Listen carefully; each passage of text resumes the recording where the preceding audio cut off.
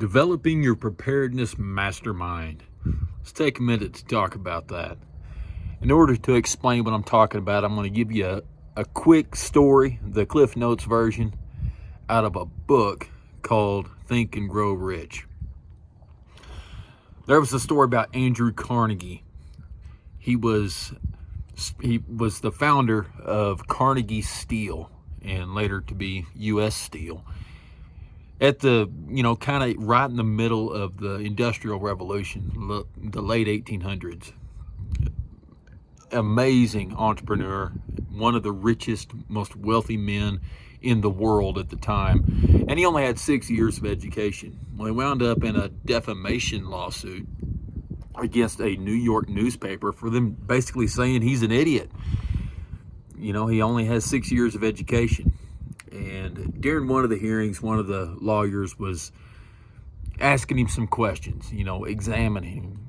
And they were asking all these trivial questions and like IQ type stuff and random facts, like how many troops did the British send over during the American Revolution? He didn't know.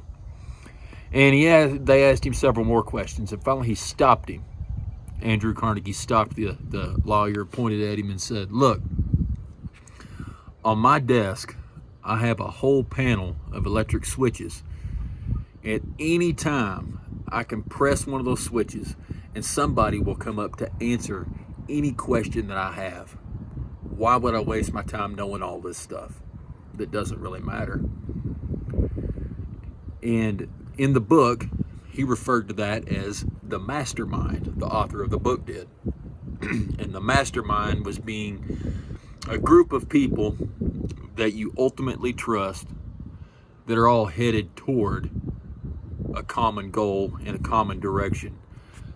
The group of people that you get around and you just work seamlessly together, ideas bounce off one another, and you really feel like you've got some work done by meeting with this group of people. We've all been around people like that.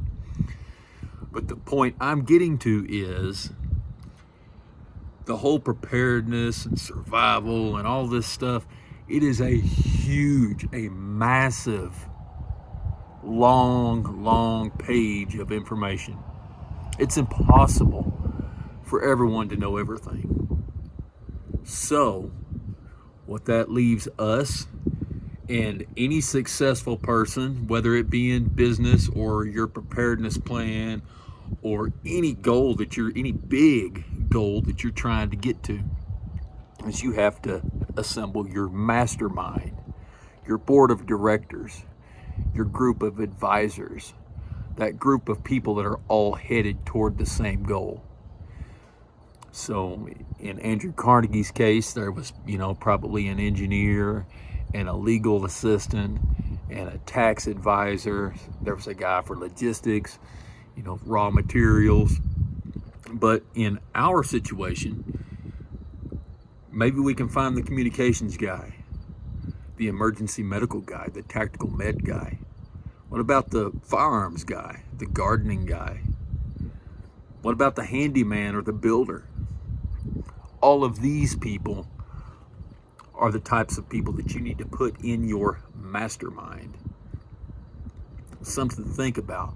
You've always heard me say, you never can get through anything significant by yourself. You're going to have help.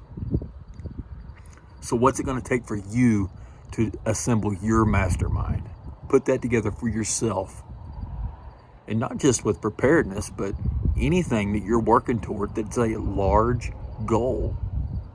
Something to think about. Stick around for the item of the day. Y'all be safe. All right, item of the day. Man, my camera is dirty. Zircon stud finder. So these things are pretty easy to use. Just take it, press the button, hold it for a second, slide it across, and where it first lights up, that's your stud edge. And then right there would be the other stud edge. It does have the deep scan. Camera won't focus, but a deep scan and a stud scan. One thing that this is incredible for, just a second, is this will actually find water lines and electrical wires I didn't know that. I just happened upon a YouTube video that they were demonstrating this, and yeah, it finds electrical lines or electrical wires and water lines. And I'd always kind of wondered why this thing would beep at me, real weird all of a sudden, just now and then. Well, come to find out, some of the spots where I remembered that happening, I went and checked it, and sure enough, they were electrical wires. Go figure. So anyway, pick one of these up. They're not that expensive. I've had this one for well over 10 years.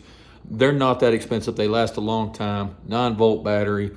I've lost the back to mine years ago. Doesn't matter. Keeps running. And remember, if you click my Amazon link, we do get a small commission. It's like 2%. But if you want to support us, it doesn't matter what item you buy, as long as you click my link to get where you're going.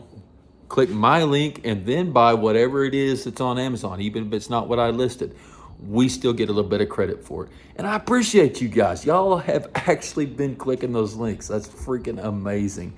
I have completely, totally, I've bought like 4 cups of coffee so far with that. Well, I haven't got the check yet because I have to make the $150 threshold, but yeah. Y'all are actually clicking those links, so thank you very much.